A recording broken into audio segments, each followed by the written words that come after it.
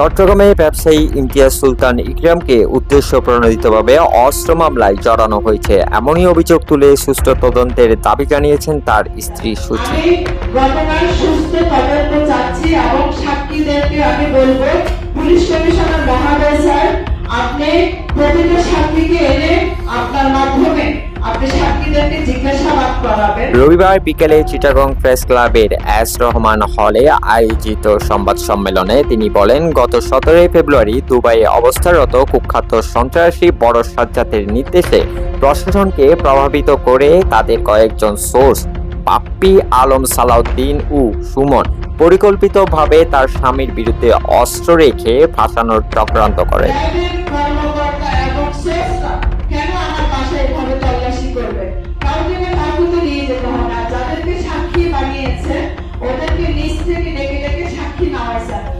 তার ভাষ্য অনুযায়ী তিনি ও তার স্বামী একসময় ছোট সাজ্জাদকে আইন শৃঙ্খলা বাহিনীর হাতে তুলে দেন।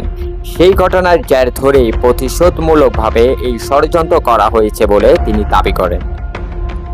সংবাদ সম্মেলনে সুচি বলেন, তার স্বামী একজন প্রতিষ্ঠিত ব্যবসায়ী, তাকে অন্যায়ভাবে অপরাধী বানানোর চেষ্টা চলছে।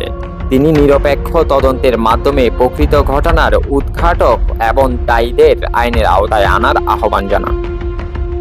একই সঙ্গে তিনি নিজের ও পরিবারের নিরাপত্তা নিয়ে ভয় প্রকাশ করে প্রশাসনের কাছে প্রয়োজনীয় সুরক্ষা নিশ্চিত করার দাবি জানান।